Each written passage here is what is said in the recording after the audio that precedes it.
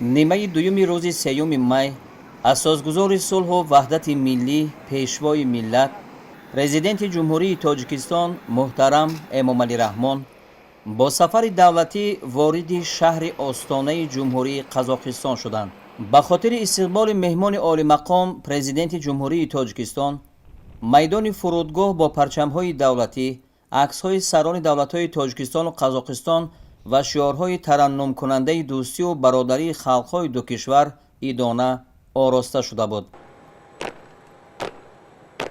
президенти ҷумҳурии тоҷикистон муҳтарам Эмомалӣ Раҳмонро дар фурудгоҳи байналмилалии Нурсултон Назарбоев бо нишони эҳтироми баланд президенти ҷумҳурии Қазоқистон муҳтарам Қосимжомарт Токаев гарму самимӣ истиқбол гирифтанд.